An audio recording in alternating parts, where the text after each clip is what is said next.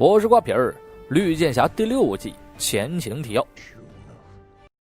星城出现一个反派集中营，由黑客凯登、黑海妖等人组成。碍于身份危机，奥利弗决定不再披上绿箭战袍，将身份传承给了迪哥。当奥利弗去帮助斯莱德时，星城出现了麻烦。曾经的治安维持者卷土重来，目的是击毙提出反治安维持者法规的波拉德议员。在一次追击中，戴娜的声波击碎了治安维持者的面具，面具下的男人竟是自己曾经的伴侣文森。一时晃了神的戴娜眼睁睁放走了他。当初粒子加速器爆炸也影响到了文森，致使他的骨骼意外坚硬。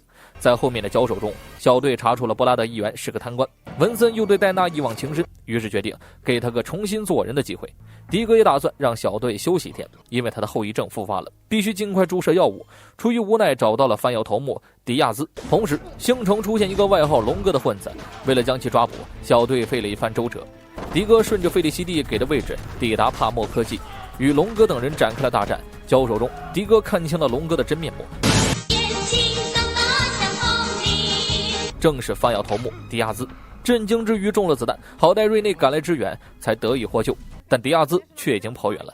自己注射药物的事，迪哥没有跟任何人说，更别提药物来自当下首要通缉的迪亚兹。这也导致后面的调查中，迪哥心不在焉。但没有犯人能躲过费利西蒂的发言，很快就查出了制药厂的具体位置。由于利剑小队出其不意，被意外点燃的药物引爆了制药厂，那些都是迪哥需要的东西，现在却被大火全部烧毁。这次行动没有抓到迪亚兹，但一举捣毁了他的据点。迪哥选择对戴娜几人坦白了真相，却迟迟没有告诉奥利弗。恰好奥利弗回归星城，众人打算为星城过个感恩节。身为市长，奥利弗在新建成的警局门前做起了慈善活动，也毫不忌讳地介绍了自己的女友费利西蒂和儿子威廉。结果沃森突然赶到，带领一票 FBI 探员逮捕了奥利弗，原因自然是因为绿箭的身份。奥利弗这一被收押，原本的计划又乱套，显然沃森手握了实锤。迪哥这边自然也着急，柯蒂斯为他注入了自己新发明的专利，希望能缓解迪哥的病情，这才继续着手调查黑海妖和凯登的踪迹。可这终究不能治本，在与黑海妖等人的大战中，迪哥的手臂再次抽搐，必须做全面体检，查出真正的根源。同时，奥利弗这边已经被法院传唤，濒临破产的费利西蒂还是拿出了500万美金保释了他，这才得知了迪哥的病情。奥利弗开始后悔让迪哥成为绿箭，无法瞄准是小事，如果害死了队友，那将无法挽回。神经损伤已经蔓延到了后背，如果继续担任绿箭，迪哥最终会彻底瘫痪。为了不让兄弟的病情变得严重，奥利弗重披战袍，带领小队去对抗黑海妖和凯登。早前他们偷走了铝热剂和催化剂，这些东西如果合成并引爆，会造成数千人伤亡。再加上当场的警察全是混混伪装的，奥利弗他们手下根本不留情。可当他杀到凯登面前时，发现根本没有什么炸弹。凯登大费周章，就是为了告诉绿箭一句话：我要为我儿子复仇。事后，小队开始调查凯登之子的线索，却被新闻上的内容惊呆了。画面中正是绿箭小队暴打山寨警察，可百姓并不知情，认为绿箭小队故意扰乱治安。不巧的是，奥利弗必须要重新得到星城的信任，商量之下，决定宣布反治安维持者法规成立。绿箭小队进退维谷，唯一的好消息是西亚苏醒了。这期间发生了地球 X 的危机，击败纳粹地球上的假绿箭、假女超后，奥利弗与费利西蒂重新求婚，很快就举办了婚礼。等两人成婚后，昆汀才过来告诉奥利弗，有人要指证你就是绿箭侠，而这个人是小队成员，但具体身份无从得知。一瞬间，小队陷入了信任危机。迪哥和费利西蒂是不可能出卖自己的，那只能从其他人中下手。费利西蒂开始监控瑞内几个人的踪迹，瑞内把合盟圈的柯蒂斯送回了家，戴娜在小巷遇到了文森，对方渴望跟他复合，一时间戴娜成了最大的嫌疑人。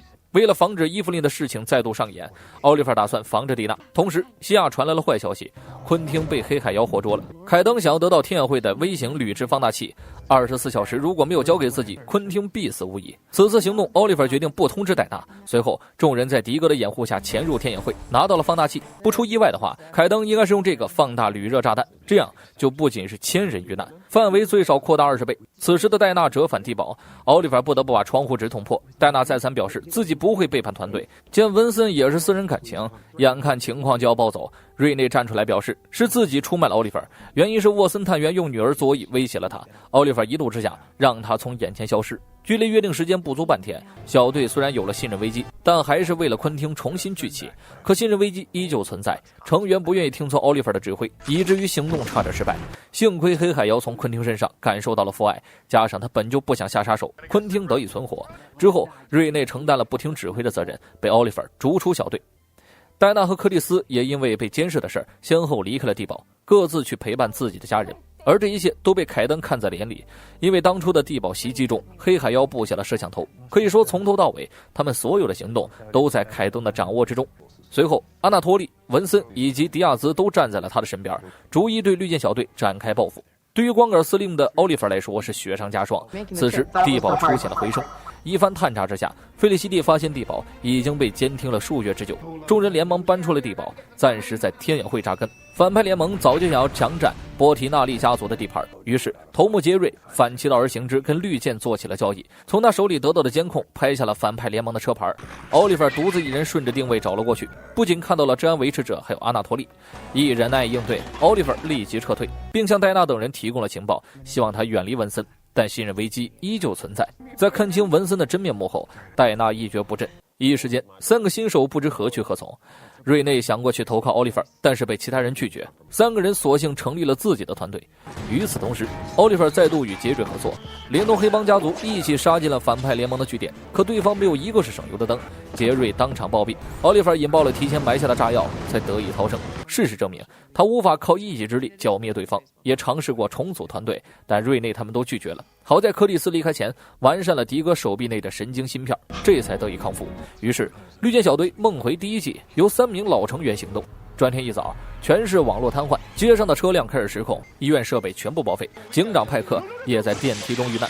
不知情的奥利弗还在家中跟儿子比赛射箭，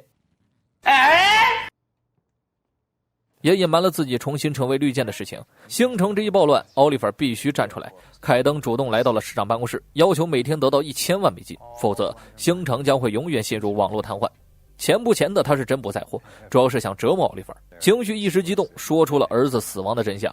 1年前的今天，绿箭在打击罪犯时附带的伤害导致儿子欧文去世。奥利弗转念一想，1年前的今天自己在中城，根本没在星城出现过，肯定是有模仿者之类的。查出真凶说不准能让凯登收手。另一边的文森单独会见了柯蒂斯，他表示自己加入反派联盟是为了埋伏其中，寻找扳倒他们的机会。为表示诚意，提供了凯登下一个袭击目标。小队立刻赶往地铁站，戴娜凭借着雀吼减速了列车，这才避免了一场惨烈车祸，并把另一个袭击地点转告给了奥利弗他们，以做到情报共享。奥利弗立刻慌了神了，因为下一个袭击地点正是威廉乘坐校车途经的隧道。都说虎父无犬子，威廉这种情况下优先帮助同学撤离，有条不紊地等到了父亲。而奥利弗重披战衣的事情也隐瞒不住了。威廉被接回了重新安顿的地堡，他不想再失去父亲，所以还是希望奥利弗放下弓箭。可当下情况危急，奥利弗不能让迪哥一个人承担。很快他就召开了发布会。这一天下来，昆汀和西亚在星城各地搭建了安全区，奥利弗让百姓们自愿前往，并拒绝给凯登上交保护费。结果这一发布引来了麻烦，反派联盟准备突袭安全区。得知情况的文森给柯蒂斯发了摩斯电码，如此大的行动他们3人无法解决，于是绿箭小队暂时重组。看到父亲为了百姓战至前线，不顾生死，坐在地堡中的威廉转变了想法，决定自己应该和后妈费利西蒂一样，成为奥利弗平安回家的期盼。此时小队已经击败所有袭击者，再加上文森暗中帮助，几乎没有伤亡发生。但关于欧文之死的真相一直查不出来。午夜将至，奥利弗不得不让西亚汇款1000万美金。这一过就这7天，足足7000万美金流出。现在市政府资金最多支撑2天。天眼会出手相助过，但特工们无一生还。凯登掌握了整个网络，难以与之对抗。奥利弗早已筋疲力竭，更何况热压炸弹还在凯登手里，现在只要他想跺一跺脚，就会死伤无数。菲利西蒂突然发现了治安维持者的踪迹，奥利弗准备将其逮捕，却被柯蒂斯他们拦下。一番解释才知道，他们双方正在合作。奥利弗不得不放下恩怨，暂时去相信文森。于是文森再次回到反派联盟卧底，时间一长就引起了凯登的怀疑。就在菲利西蒂配合文森找出热压炸弹时，无线电另外一头的文森却失去了讯号，没一会儿便听到了文森的惨叫声。当戴娜闻声赶去后，才发现中了计，惨叫不过是凯登伪造的。随之一阵爆炸，戴娜被压在了废墟下。当奥利弗等人前去营救时，凯登和黑海妖已经将文森压到了他面前。黑海妖当着戴娜的面杀死了卧底文森，但表情极其不情愿。爱人这次彻底阵亡，绝望的戴娜情绪崩溃，热压炸弹也被凯登他们转移到了其他地方。事后，阿莱娜带来了欧文之死的真相。视频如同之前52新闻曝光的照片一样是伪造的。显然，凯登也是一枚棋子，真正的幕后策划者也许就藏在反派联盟之中。既然已经与绿箭小队鱼死网破，凯登决定晚上就引爆热压炸弹。费利西蒂和阿莱娜开始还原视频真相，一分析下查出了真凶卡尔是个拿钱办事的杀手，可惜这个人早就死了，自然也就无法问出雇佣者的身份。此时凯登也不在意暴露身份，反正世人皆知了，正一路逃离爆炸区。由于距离过远，奥利弗不得不让白瑞送自己一程。看了真正的视频后，凯登才恍然大悟，自己当时忙于复仇，根本没想到视频是伪造的，而视频的原数据又刚好出自身边之人，肯定是黑海妖迪亚兹和阿纳托利其中一人。凯登当即决定让奥利弗他们去抓人，查出真凶就会关闭炸弹。一番周折后，绿箭小队将3人活捉带到了热压炸弹的位置。让奥利弗没想到的是，威廉也跟了过来。如果真的爆炸，他希望和父亲待在一起。此时被带上意志项圈的黑海妖主动承认罪行，靠近凯登时，项圈被引爆器产生的频率干扰，众人还没有反应过来，纷纷被黑海妖的声波击倒。阿纳托利、迪亚兹借乱逃走，黑海妖最终被戴娜一枪制服。昆汀这次选择了先救女儿，另一边的凯登打算同归于尽。可当他看到奥利弗父子那同生共死的模样时，凯登想起了自己的儿子。一分神的功夫，奥利弗射穿了他的手腕，化解了危机。事后，凯登同意把事情全盘托出，也愿意偿还市政府那7000万美金，唯一的要求就是入狱前到儿子墓前祭拜一下。可还没来得及呢，迪亚兹就走到了审讯室，他就是那个幕后策划者，把所有人玩弄于股掌之间。凯登到死也算是当了个明白鬼，他的死被警局算成了意外，如今连警员都有不少是迪亚兹的内鬼，又因为当时摄像头被摧毁，根本无法录下犯人真容。这一闹不但没有得到凯登的口供，7000万美金也不翼而飞。监控显示，取走巨款的人正是黑海妖。殊不知，中弹的黑海妖已经被昆汀藏在了安全的地方，平时还要在奥利弗面前装作什么都不知道，晚上一下班就好吃好喝的供着，就希望有朝一日这个黑海妖能变成自己的喽肉。只可惜这一切没瞒过西亚。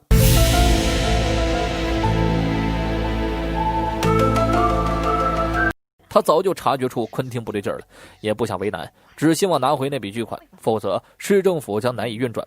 给哥哥报了信后，奥利弗立马赶了过来。他们都能理解昆汀的难处，所以想尝试信任黑海妖。万万没想到，这一切都被柯蒂斯等人窃听到了。3个新人为了除掉黑海妖，抛下了底线，远程黑入了迪哥手臂中的芯片。一阵抽搐后，迪哥丧失了战斗力，随之也暴露了位置。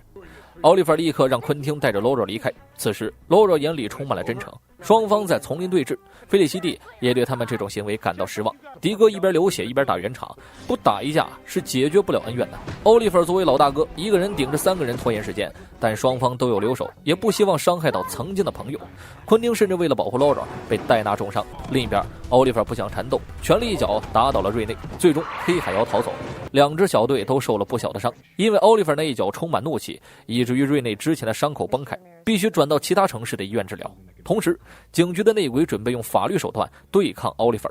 转日一早，黑海妖就出现在了大众的视野里，声称自己被绑架了2年，为了活命，他准备解体罗罗。